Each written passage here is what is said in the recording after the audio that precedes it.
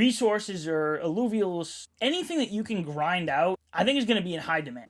We were just talking about this before, like the grind. Let's see. I was in the Discord watching some people stream. I don't know if this is before you got in there or while you were in there, but I heard it was Josh.e. He was like, I'm definitely going to be one of those people that just buys the first mag boots off the store because I don't want to grind for them. I think there's going to be a lot, even more people than I expected that just don't want to go on this grind, at least for some of the resources, and they're just going to be buying them off the market. I know for me personally, yeah, I don't want to grind for those mag boots. I don't want to grind for the equipment. I don't even want to grind for anything other than alluvials. So I want to go out and just buy some shards off the market, buy some ranger equipment, drone equipment, whatever it is it's going to take for me to just go on some tier 3 runs and catch alluvials. And I think there's going to be a lot of people like that. So there could be a good market out there for just farming all of this equipment. But I mean, what do you think the demand on these, not just the equipment or not just the resources, but the alluvials too?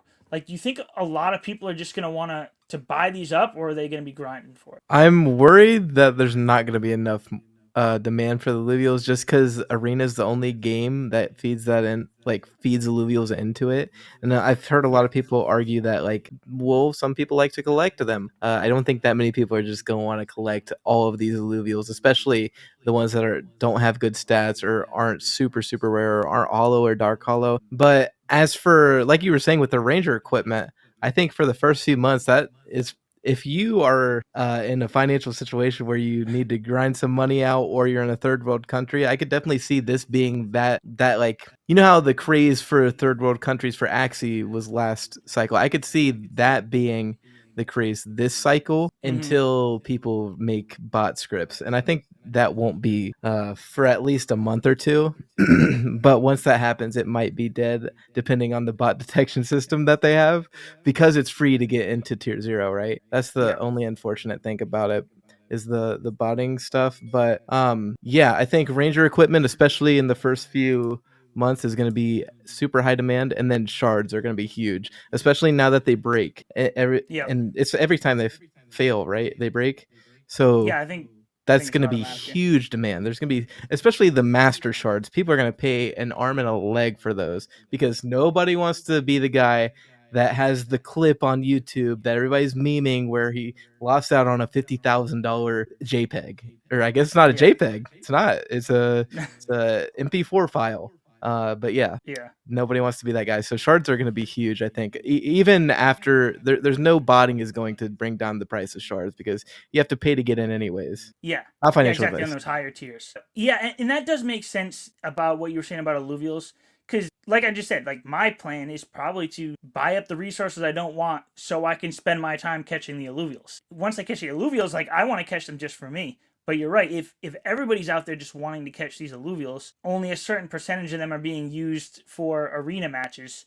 Like, eventually they could get over flooded, and there could be not enough demand for them. Even if you're a collector, once you collect your however many, maybe, what do you need, 17 of a stage 1 alluvial to have all 3 stages collected, is that right? 15? 9 to get the tier, or the stage 3, plus 3 to get the... No, so you just 13. need 9. But if you wanted to have one of each, if you wanted an Atlas, an Axon, and an Axodon. Yeah, not only that, you have to grind out the levels, which I have been doing. It takes a very long time. So yeah, actually, that was something I was gonna bring up in the daily grind. I even wrote it down, but I forgot to say it. Yeah, you need to get them to a certain level before you can even fuse them. Like, if you wanted a Ramfire, you can't just go off the market and buy whatever 9 Ramfies, because then you need to take those Ramfies and level them up.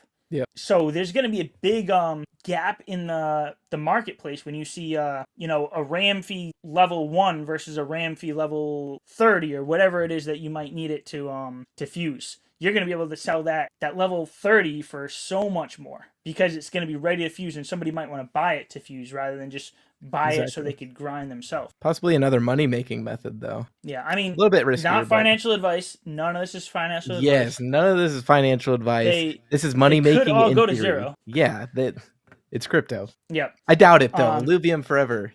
Not financial advice.